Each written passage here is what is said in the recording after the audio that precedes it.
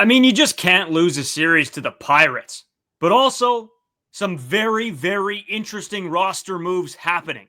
We'll break it down today.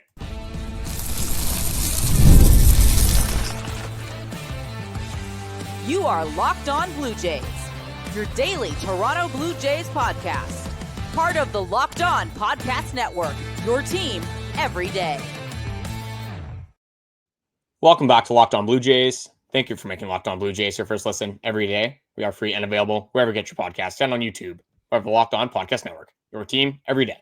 Today's episode brought to you by 5 Hour Energy. Enter for your chance to win a dream golf trip for two to any golf tournament in the USA. Visit 5hewin.com for full rules and entry. No purchase necessary. Excludes the Masters tournament. Ends October 31st, 2025. As always, I'm Brayden Iwasko. He's Carter First. You can find us on Twitter, Brayden5 Iwasko. Carter First 2 as well on Instagram and TikTok at Locked On Blue Jays. Also our main Twitter account at Locked On Jays. And if you're not subscribed here on YouTube yet, make sure you do that. Hit the subscribe button. We see a lot of you guys coming back for more episodes and more episodes. So hit that subscribe button. It's free. You get your podcast, your shorts, your live streams, the videos, the whole ordeal. And just before we get into today's episode, a special episode coming out on Saturday, so you guys can watch it anytime during the weekend. It is a player interview, so we'll have that out for you guys on Saturday. We'll just teeing it up here. Super fun, interesting conversation that I had last Friday, so releasing it then for you guys. So tune in for that on Saturday. We'll try to do those special sort of one-off episodes on the weekends, sort of as we go about everything. But a lot to get into on today's show. Obviously, a lot of an interesting roster move that we have to talk about that sort of has ripple effects throughout this team. Then, obviously, we're going to talk the series loss and a need for the reset on this coming off day, Carter. So, I don't know. Do you want to just hop right into it? Tell the people what's going on with the rosters? Yeah, we'll dive into this roster move that was pretty unexpected coming at us on this Wednesday afternoon/evening. But when we look at the roster move, you had to anticipate one was coming because Shane Bieber, like we've been talking about for the last, since the trade deadline, honestly, so the last 20 or so days, Shane Bieber is going to return to his team around the mid to late August, and he is going to be in that starting rotation. So obviously, you did have to option somebody back down to AAA at least until September 1st. Then this guy will probably be moved back up. But it was a very surprising move because Braden Fisher was the one that the Toronto Blue Jays decided to option back down to AAA. And the stats this year are very good for Braden Fisher. 3.03 ERA, 38.2 innings pitched, 50 strikeouts over those innings, 1.01 whip. He's been very effective in high leverage situations. Not as weirdly effective in low leverage, but a guy that was in the circle of trust amongst the Toronto Blue Jays. Does have options, so that is a big reason, obviously, why that he was sent back down to the minors. But you're at the point, at least where I'm at, you're at the point in the J season where you got to throw your best guys. I don't care if they have 4 options, 5 options, if they're 37, if they're 24. I don't care what the age is at this point. This is a special team. This team is trying to make a run. And I get this is still a regular season. And this isn't a problem in September because he probably gets pulled right back up. But I don't like this move whatsoever. I think that with another move that was made kind of a little bit in correspondence to the Braden Fisher move, you have Eric Lauer now in the bullpen, which we will have to kind of segue into the segment. But Braden Fisher has been super effective as the confidence is at an all-time high. Why would you take a guy that's kind of been in a groove with your Toronto Blue Jays club? This entire season has stepped up in a massive spot. Nobody expected Braden Fisher to be such an important on this Toronto Blue Jays baseball team. But a very strange move coming for a team that is still contending in the AL, still contending in the AL East, especially with a pretty hot New York Yankees team, obviously surging behind them as well. So I didn't necessarily love this move, but at the end of the day, I guess you don't have Braden Fisher for only a couple weeks, but I think there was some other candidates that at least that probably were considered, but I would have went with instead of Braden Fisher here. Yeah, me too. And I was shocked because this is a guy you have given a lot of hat tips and props to because he's been so good in those higher leverage situations. I think that there's a guy like Tommy Nance, even Mason Fluharty, even though I understand the need to have Mason Fluharty in this pen. But with now putting Eric Lauer there, I would have thought that Fluharty was probably going to be the guy. I think when we talked about this, I don't know, it might have been a week ago now, Carter. I thought it was going to be Fluharty for sure. I don't love Tommy Nance either, even though he's been effective. I think to take Braden Fisher out of this lineup just sucks because this is a guy that's been with this team for a major, pretty much all season long.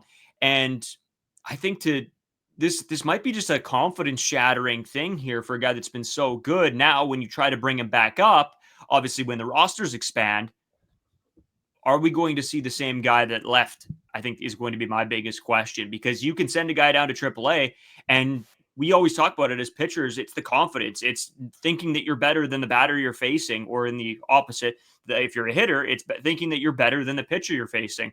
And so for a guy like this to get sent down after having such a great season, I just really hope he can keep the confidence high. So when he does come back, hopefully it's like he didn't miss a beat.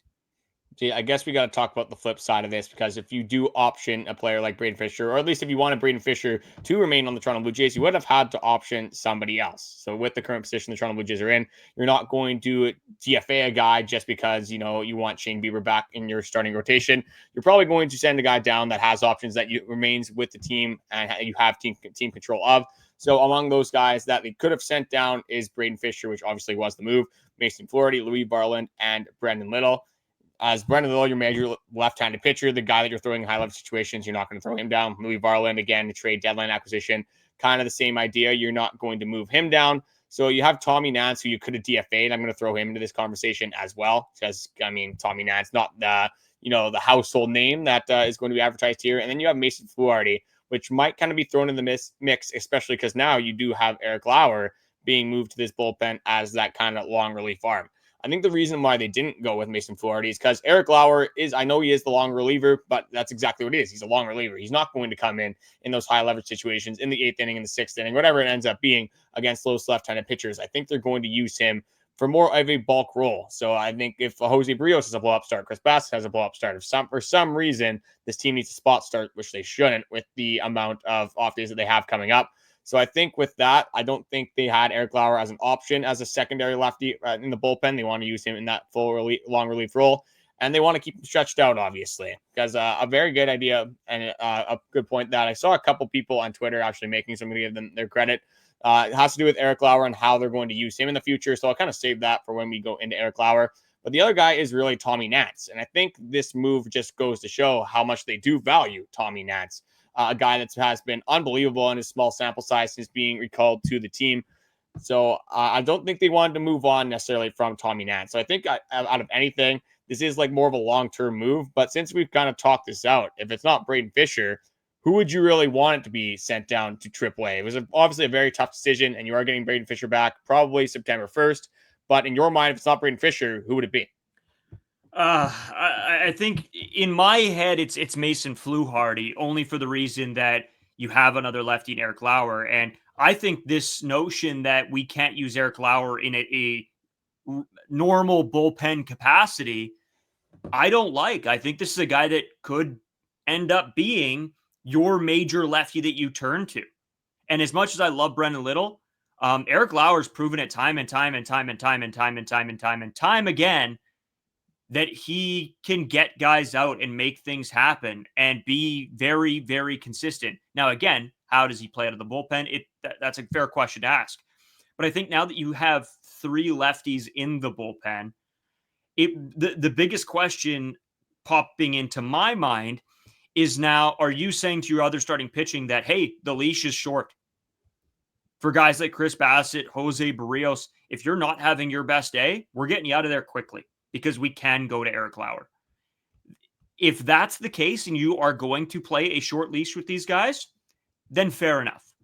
But if you're not, and you're going to witness them give up 6 runs and not make the move to Eric Lauer, then this move just doesn't make a whole lot of sense to me.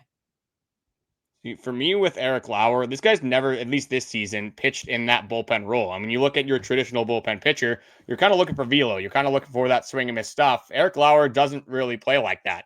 And for the event of an injury, in the event that one of our pitchers kind of has this blow-up start, you want 3, 4, 5 innings from Eric Lauer. And since now we're on the conversation, is that Eric Lauer, again, which is very obvious if you've been watching the Toronto Blue Jays games, has been one of the most reliable pitchers on the Toronto Blue Jays. So what we've seen with John Schneider, especially recently with the Jose Berrios move where he got pulled early, they threw in Yusei Kikuchi.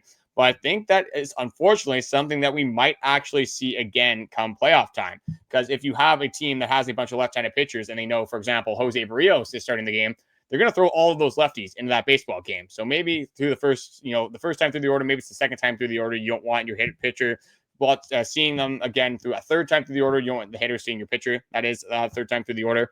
So maybe with all those lefties already in the game, when you take Jose Berrios, you take Jose Berrios out, you take Chris Bassitt out, whoever it may be, you throw Eric Lauer into that game, because now you have Eric Lauer going against a ton of left-handed pitchers, and we have seen Eric Lauer be dominant, whether it's against lefties or righties, to be completely honest.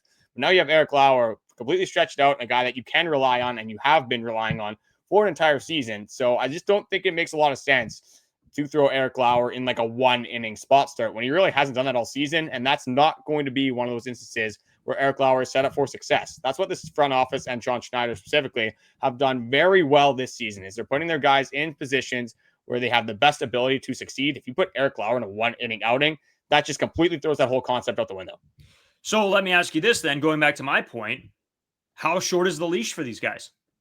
Is it the, and I'm talking about regular season because obviously things change when you get into playoffs, and I don't want to see it get over analytic, but for right now, how short is that leash for Jose Berrios, Chris Bassitt, guys like that, where, hey, you're seeing the blow up, you're seeing them not have their best stuff. How quickly are you then turning to Eric Lauer? Because if you're going to let these guys go up in there and give up 5-6 runs, it's almost too late. So how short is the leash for these guys?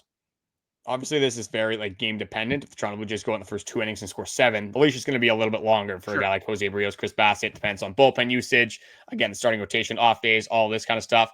But to kind of get to the point here, if you have Eric Lauer in the bullpen, a guy that you do trust to throw in long relief, obviously the leash gets shorter. Like, you're not going to throw Jose Berrios out there in his, for example, his last start, where you can clearly see he's struggling kind of in the third inning, the fourth inning. You really just want length from Berrios because your bullpen was taxed. I think in that instance, you're seeing Jose Berrios probably get pulled maybe even in the third inning in that game because you have Eric Lauer available. So a lot of it will depend on if Eric Lauer is available, who in the bullpen is available. Like if Chris Bassitt has a kind of a stinker and then Jose Berrios goes out again and has that exact caliber stinker, obviously you can't use Eric Lauer in back-to-back days. So the leash in totality is obviously going to be a whole lot shorter. And I think if Eric Lauer is available, you don't really flirt around with it too much. You got to get these guys out of the game. And that's the reason you have Eric Lauer in the bullpen. If things go according to plan, you have all your starters go, you're going to have to throw Eric Lauer at some point, no matter what it is, because you see what happens when these pitchers have a ton of rest, and you can't just not throw Eric Lauer for 2-3 weeks, whatever it is, then all of a sudden throw him in a massive scenario against left-handers where he hasn't pitched in a whole lot of games. And we've kind of seen how that can go with a lot of other pitchers. So obviously very game dependent, but the leash is a whole lot shorter than it used to be, which is probably a good thing for a lot of these starting pitchers on the Toronto Blue Jays. They can't get away with throwing meatballs over the middle anymore with Lauer in the bullpen. That's exactly the answer I wanted to hear, because in my head, if you don't then go out and make that leash shorter for these guys, then almost what's the point of having... Yeah. And so I'm going to be very interested to see just how John Schneider manages this situation. I think that's going to be maybe, I guess besides Shane Bieber, which we'll get into in tomorrow's episode, the one big thing I'm going to be watching for is, are you getting over analytical, or are you seeing start to start who's hot, who's having a good day, who's not, and making those decisions quickly? Because that's one thing that, last season we weren't thrilled with John Schneider about, is he was waiting too long to make decisions. So if he is locked in and making decisions quickly and knowing what he's doing and knowing having a backup plan, obviously your plan can't be, we're going to throw Berrios in for 3 innings and then move over to Eric Lauer. It has to be game dependent. And that's something I'll really be watching for, because if those mistakes start to happen in the regular season and we get into a playoff scenario, thinking back to the Jose Berrios situation, there, when that sort of all fell apart, then I'm going to be very, very worried getting into a situation like that, and then be over analytical, be over relying on the game plan, quote unquote. So yeah, this is a very interesting sort of turn of events with Eric Lauer going in there. I think we knew somebody was going to have to take a bullpen role. Who was it going to be? And how do they use him? So yeah, I don't know. A lot of questions unanswered, and we won't find out the answers to those until we see what John Schneider does. Yeah, and I got one more thing to kind of wrap up this segment here. The short leash thing might actually be a bad thing in some instances for the Toronto Blue Jays team, especially when it comes to the playoffs. Because what happened with Jose Berrios? Seemed like he had a short leash when he wasn't going through struggles at all. It looked like that it was a decision that was made before the game even started. It didn't even matter how good Jose Berrios was pitching. He could have pitched 3 innings and had 9 strikeouts, and it still seemed like John Schneider was going to take him out of the game just because of the analytics that they had before the game, matchups against whether it was left-handed hitters, right-handed hitters, the big names that were throughout that lineup for the Minnesota Twins. So Royce Lewis would obviously have factored into that, obviously throughout their lineup. John Schneider had a game plan. I think now if you look at that short leash, it might not even have to be a thing where these guys are performing bad. It might just be, they're looking at the numbers, they're looking at the season stats, and they realize, hey, Eric Lauer might be pitching better than a lot of these other guys. We could run into a bad situation or the exact same situation as we saw in previous history where, hey, maybe you have a guy shoving on the mound, but just because of, the season analytics, they might go away from a guy like Jose Berrios, Chris Bassitt, whoever it ends up being, and throw Eric Lauer in a game. That doesn't mean Eric Lauer is a bad option. It just means at the same time, you can't have the shortest leash of all time. You still have to use your eyes, obviously. So hopefully John Schneider has learned at least from, pulling pitchers out of the game a little bit too early. But again, playing devil's advocate, is that's exactly what this Toronto Blue Jays team has been doing kind of every single year. Is they've been using the analytics, they've been using the stats, they've been using these numbers to show, hey, like David Schneider obviously is better against left-handed pitchers. David Schneider is better against heaters. Ernie Clement, a guy that is very good against heaters. As impartial, you can throw whatever to him. It doesn't really matter. But there's specific things that these hitters do well, and there's specific things that pitchers that do well, obviously, on the Toronto Blue Jays team as well. So there's obviously a little bit of give and take that could happen in a situation where you have a ton of guys that have been reliable and have given you outs. But you'll have to use, again, your eyes. You'll have to see who is pitching, how they are pitching, and, just the quality of at-bats and the swings that opposing hitters are taking. So hopefully, again, John Schneider's learned from his mistakes, because I don't want this to turn into another Twitter battle and me, crying myself to sleep 2 weeks in a row. Exactly. Yeah.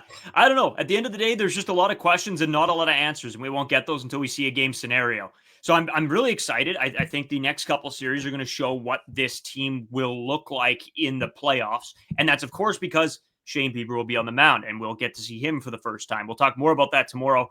We want to get into the game. Obviously, series loss against the Pirates. It's not good. You never want to see that happen. So stay tuned. We are also going to talk a little bit about just how this team maybe can reset on the off day. Stay tuned right after this short break.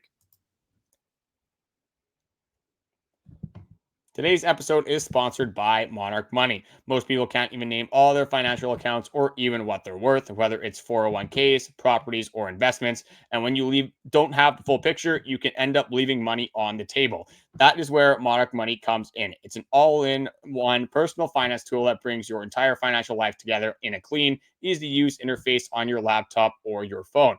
Monarch does the heavy lifting for you. You can link all of your accounts in minutes, see clear data visuals, get smart categorization of your spending, and finally feel in control of your money without ever touching a spreadsheet.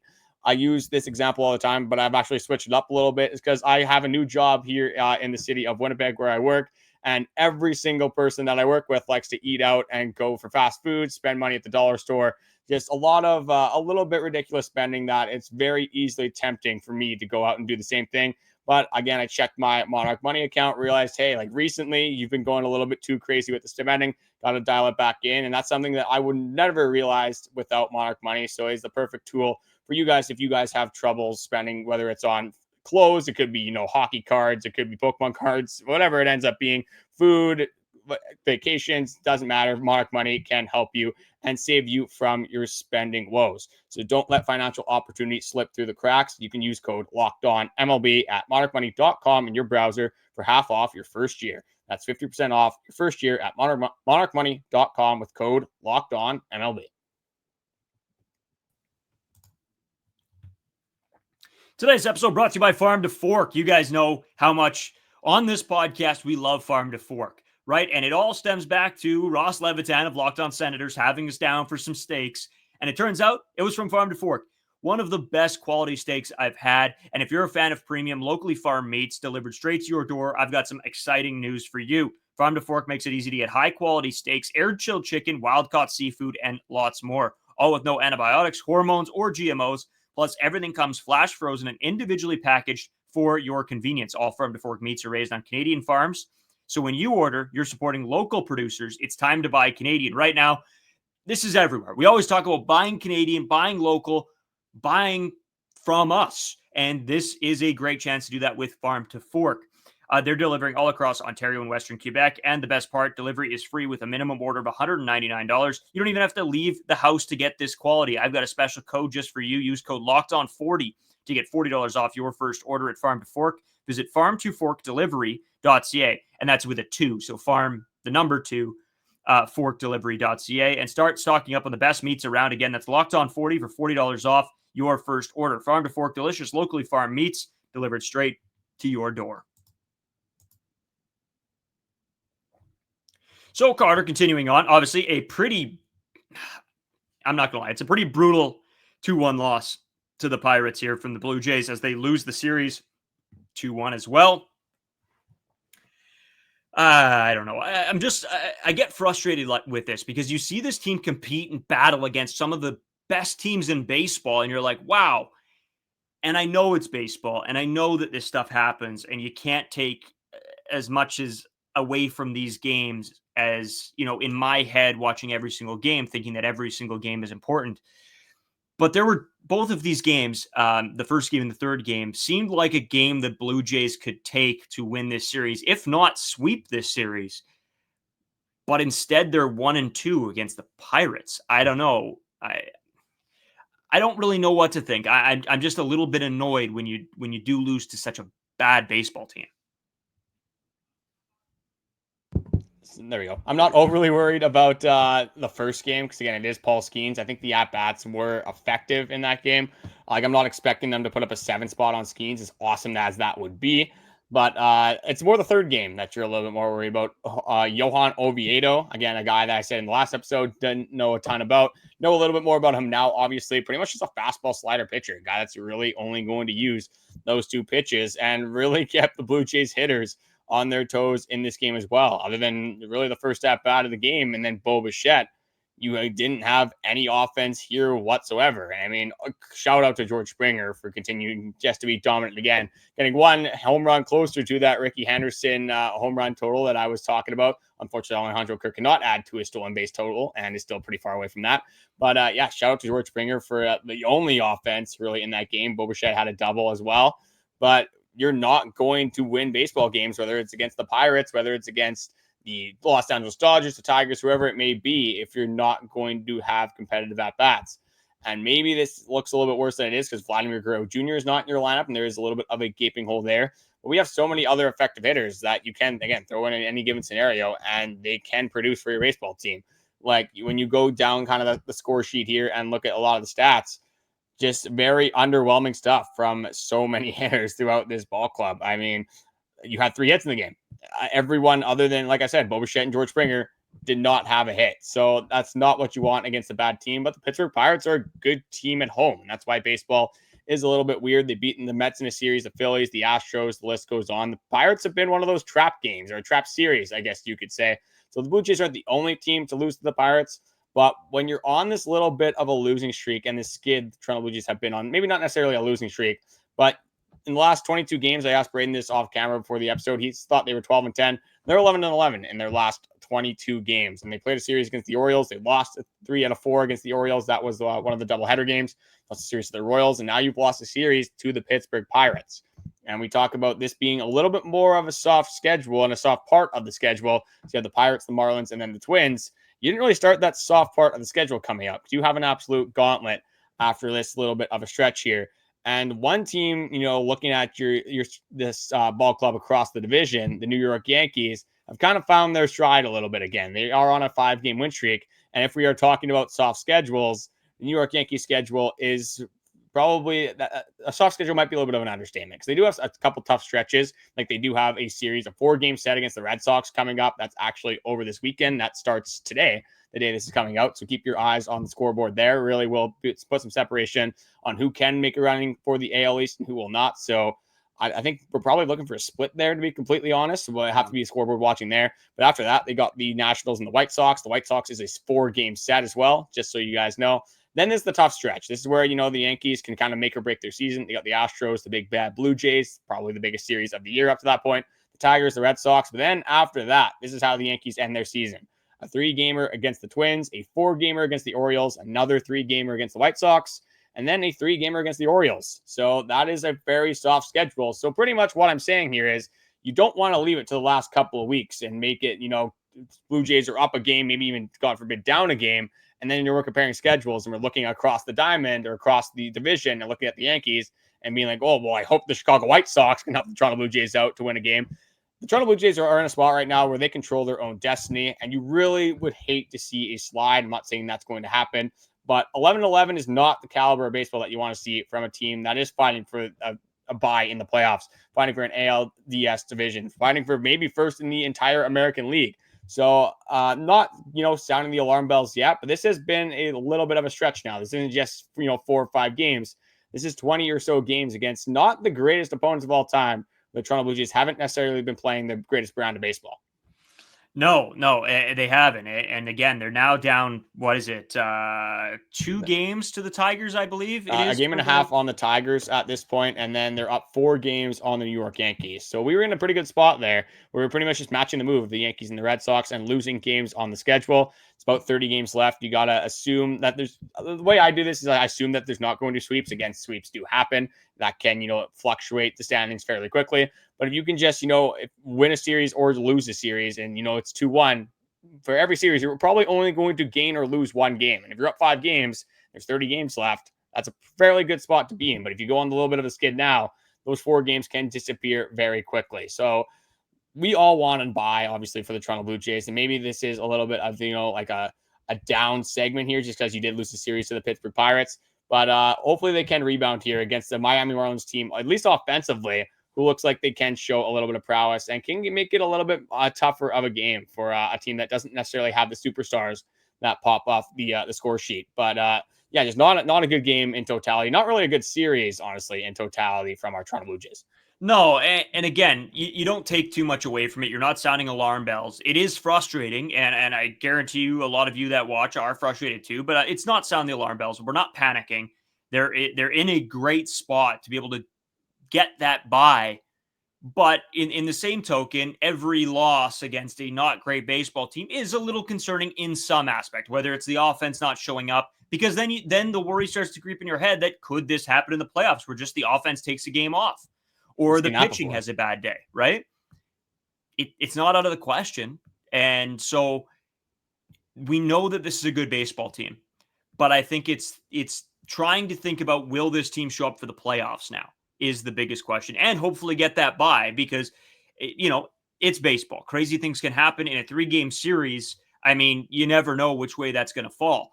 But when you get into the CS and the DS and there are those longer series, that's where whatever team is better should realistically win. Obviously, again, barring that it is baseball and sometimes the baseball gods aren't just on your side. But it's been a fantastic year. I don't want to take anything away from this ball club. But yeah, just a very nothing game in that 3rd game, which is sad to say when you would hope that maybe this offense would come alive and just light them up, but it just didn't happen. Carter, I did want to talk about just the off day and the mentality around that going in with this baseball club now into a weekend set with obviously Shane Bieber starting on the mound. We won't get into that series too much, but I just want to talk about the off day in specifically because we talk. It seems like every time there is an off day, we talk about momentum and can this team carry over, but the ability for a reset. I think let's take a quick break. Let's come back. Let's talk that. But did you have anything else before we kick into that about this game at all? Yeah, I want to talk about Chris Bassitt because a performance that will probably be pushed to the wayside just because of the outcome against the Pittsburgh Pirates here. 10 Ks for the man for Chris Bassitt. Really just the first inning where he had a couple pitches that he wanted back, especially that Tommy Pham sinker. Of course, it's Tommy Pham who has to hit, the only run scoring double of the game, the only run scoring hit other than the George Springer home run of the game. Just weird how baseball kind of makes itself work out like that with the big storyline that we obviously had earlier on in this series. But Bassitt looked really good again in this game. And now if you're looking again, this is a very early conversation to have, but if you're looking at, the playoff starter, odds, I guess you could say, shout out to FanDuel. We got to maybe get them some playoff starter odds, but Chris Bassitt probably above Jose Berrios and maybe, kicking around because Eric Lauer being in the bullpen. I think that kind of shows the hand of maybe what the Toronto Blue Jays are thinking come around playoff time. It is early, But very good performance from Chris Bassitt. You should do that against the Pittsburgh Pirates team. Use the sinker again predominantly in this game. Really was effectively using it in the inside corner, the outside corner, really just moving that ball around the zone very well. But when you have a 5 2/3 innings performance, and you get 10 strikeouts, you give up two walks, only 2 earned runs, and those 2 earned runs come in the first inning. To think that your offense, especially the Toronto Blue Jays offense, would be able to pick you up a little bit. Unfortunately, it is just one of those games where Chris Bassitt kind of got the short end of the stick here. Carter, I think on tomorrow's episode, since it is an off day and we won't have a game to break down, I think one of the things I also want to talk about is our predictions for the playoff starters. I know maybe I'll pull that up for FanDuel, maybe to see if there are odds, because on FanDuel, there are odds for almost everything. So there's got to be something out there, and we'll have that conversation. But let's take a quick break. We'll come back. We'll talk a little bit about the off day right after this. Today's episode is also sponsored by 5-Hour Energy Transfusions. Time to fuel up and turn it up with 5-Hour Energy Transfusion. This grape, ginger, and lime flavored shot brings the iconic taste of the golf course favorite to a non-alcoholic boost. Perfect for sticking birdies or making great memories with friends. It's a hole-in-one for your energy game. Whether you're out on the course or just need a little extra push to power through your day, 5-Hour Energy Transfusion delivers the clubhouse flavor you love without ever leaving the green. It was just Brayden's birthday this previous weekend, and what we always do on Brayden's birthday weekends, we have a huge annual golf tournament. So we golfed both days. We obviously had a very late night Saturday, so that's Sunday. A lot of us weren't necessarily feeling that good just because, we just stayed up late. That's really all that was. But the 5-Hour Energy Transfusions really came in clutch. I popped a few of those, kept me dialed in for the game. Brayden probably could have used a few more because his game started to falter a little bit without the 5-Hour Energies, but they were so clutch. We were kind of handing them out, and a lot of the guys were very thankful on the course for 5-Hour Energy Transfusion, subbing out the alcohol because we didn't need any more of that on the Sunday, and we got a little bit more energy, which we definitely all needed. Golf is all about the good times with good people and good flavors. The grape, ginger, lime flavor of 5-Hour Energy Transfusion gives you the best parts of the clubhouse go-to without leaving the course or chasing down the bev cart. Now you can amp up the fun even more. Just buy, snap, and enter for a chance to win a dream golf trip for two to any golf tournament in the USA. Tee up that trip. Visit 5hewin.com for full rules and entry. No purchase necessary. Excludes the Masters tournament. Ends October 31st, 2025. I'm just going to read that one more time. Tee up the trip. That's visit 5hewin.com for full rules and entry. No purchase necessary. Excludes the Masters tournament and ends October 31st, 2025.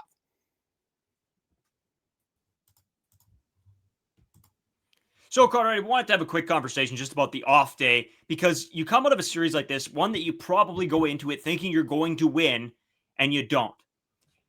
The mentality for the off day here, we always talk about, can they carry the momentum through the off day because maybe they just won game 3 and they want to keep that rolling. This seems to be one where you watch a little bit of the tape and you throw it away. You reset the mind, you take a day off. For Vladdy specifically, you make sure your body's healed up. You maybe don't think about baseball for a day or at least a game situation. Maybe it's a clear the head, everybody take a breather. And you know what? I listen to a lot of the Winnipeg Blue Bombers broadcasts, and that's something they talk about all the time is goldfish mentality, right? After a loss, you don't want to carry all that stuff with you. You do what you got to do. You focus on what, parts of the game you can take away and stuff you need to, but then you sort of flush it. I'm very interested to see after a series like this, how this team now responds post, obviously, off day. Yeah, this team's been very good at responding. They're probably not very happy on that plane right now. So I think you got to use this as a little bit of motivation. Nobody likes losing, especially to one of the worst offenses in all of baseball. To be honest, one of the worst teams in all of baseball. It's not a very fun series for the Toronto Blue Jays. But the off day comes at a pretty good time because you got hopefully 2 guys as reinforcements that should give your team a pretty good, bolster going into that Miami Marlins series. Obviously, when you look at the mound, Shane Bieber, which will be the main focus of our Friday episode, along with a lot of fan questions, remarks, just all the comments that you guys have been leaving over these last couple weeks here. So we're excited to get into that. And then hopefully the bigger if, unfortunately, in this instance is Vladimir Guerrero Jr. Again, it was only 2.5 games, but you definitely notice, at least, especially on the lineup card, just with like the upside and just the name value on the lineup, definitely looks a lot different without Vladimir Guerrero Jr. there. A little bit, the pitchers can definitely be a little bit more aggressive without having Vladdy Again, one of the best hitters before his injury in the second half of the All-Star, or since the second half of the season started. So hopefully we can see Vladimir Guerrero Jr. in the back. That's going to be like the main narrative of that Thursday. It's going to be just what are the updates on Vladdy? How's Vladdy feeling? How's he doing? Can he come back for the Miami Marlins series? If it's up to me, obviously if he's healthy, throw him out there. But if there's any sort of concern whatsoever, as much as it might hurt not seeing him out there, especially for, that would be the third, fourth, and fifth game in a row. It's not fun as a Toronto Blue Jays fan, but we have bigger goals in mind. Keep Vladimir Guerrero Jr. out of the game if you have to, because at least it's certainty that you're going to have Shane Bieber start in some sort of capacity for the Toronto Blue Jays on Friday. Hey, now we got two former Cy Young winners pitching for the Toronto Blue Jays. Maybe Alek Manoah can come back. I know we didn't win a Cy Young, but at one point had third place votes and finished third place in Cy Young voting. I don't think it's necessarily going that well for him right now, but that's the last update I will have for this episode. But I'll throw it back over to you just for any more updates on kind of what I just said there. Obviously Vladdy has to be number one. You need that guy back in the lineup. He's the difference maker. Yeah, and you're right. You talked about the lineup. This is the guy that every team circles on their bingo card, right? Him and Bichette probably. And I don't know. There's a lot of guys I guess you could circle for this Toronto Blue Jays team right now. But Vladdy has to be the big one, right? He makes you have to make decisions out there on the mound and what you can give him, what you can't. So, yeah, I'm very intrigued. I think there are a lot of storylines going into this weekend that we're going to break down tomorrow. A lot of storylines going into the remainder of this season. So stay tuned for all that as we continue on. A lot of updates to come. Obviously, again, I wanted to give a shout out to that Saturday episode that is coming out. So it should be out by probably going to schedule it for 4 a.m. Saturday. You guys will have all weekend to watch that. Tune in. It's not super long. It's like 15, 20 minutes. But it's really cool to see. And I'm not going to spoil anything. It'll be up on that Saturday. So hopefully you guys do enjoy that. Carter, my man, before we kick out of here for the evening, I know you have a big, I think, golf tournament tomorrow. Is that right?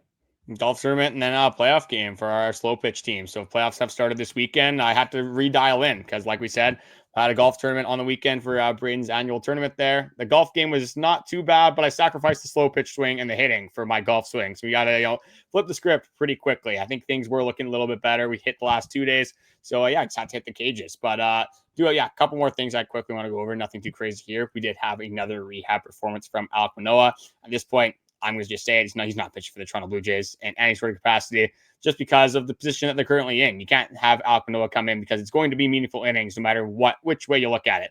But Alek Manoah finishes his start retiring 9 straight hitters, including a pair of strikeouts. His final line was 4 2/3, 3 hits, 1 earned run, 2 walks, 4 strikeouts.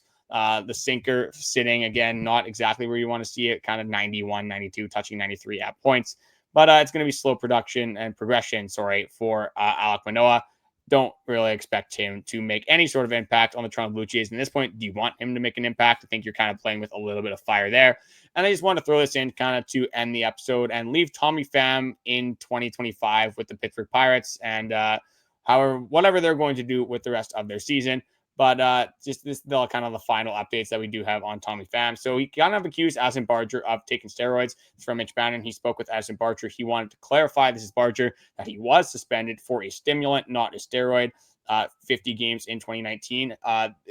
It was rumored, and I think it has been confirmed, that it was for ADHD. So that it was an ADHD thing, but again, did get suspended. So it was against the MLB's terms and regulations on their drug testing, but he's been tested every year since, as every player is. Obviously, we have not seen any disciplinary action since. So a little bit of a weird pull for Tommy Pham to bring up, but that's just kind of who Tommy Pham is. And this is just, again, encompassing it with this quote here, for me at least, to end off this episode before I send it back to Brayden. But it's from Keegan Matheson. He stopped by the clubhouse. This would have been on Tuesday to speak to Tommy Pham. And he didn't want to elaborate too much on his post, went back and deleted a ton of them. Again, I don't know why you're deleting it on Twitter when, the entire world is there. And, I think this had 150 comments within the first 10 minutes because, it's an MLB player commenting to random anonymous accounts. And that's going to be something that's pretty entertaining. But this is how Tommy Pham wanted to kind of end his thing off with the Toronto Blue Jays. So all he said is, let them know I speak in facts. Ooh, I'm really scared of you, Tommy Pham. My goodness. But just a crazy situation. And kind of going to leave that in the past. I'm okay with the on the field stuff. I think it was a little bit unwarranted. But as soon as you go to social media and you're tripping just random people, like, these random people have nothing to lose. Tommy Pham, you have everything to lose. So it just doesn't really make a lot of sense just with the choices that he made. And honestly, on the diamond, but especially once he got off the diamond as well. Carter, it sort of reminds me of one of those situations, when you're in like middle school or high school and it's like, oh, he's like, and it's that, there's always that one kid that thinks he's just like this, like, I don't know, karate master or whatever. And so he starts chirping everybody saying that he's great at karate. And it's like, buddy, like nobody cares. It's like, great. You're not fighting anybody in school. We're all good. And he just loses his mind on somebody. I don't know, just weird pull. But like that was growing up. There was always one guy. And maybe that's Tommy Pham. He just thinks he's like super cool. I don't know. But he just comes off as just the biggest bum of all time. Of course, I tweeted at him because that just, I can't stand that kind of stuff. Crazy Whatever. scenario. Crazy We scenario. probably won't see that for, maybe next year. The MLB's a Who weird knows? sport. Yeah. Well, Weird league. Weird league. Weird league, weird guy, whatever. Anyway, thanks everybody for tuning in. We'll talk to you guys tomorrow. Obviously, off day episode, so we'll have a lot of interesting conversations, and that's what these off day sort of episodes give us, is the opportunity to have bigger conversations and stuff maybe that we don't have time for when also talking about the games and everything that happens during one of the Blue Jays games. So again, tune into that, and then as well on Saturday, and we'll talk to you guys then.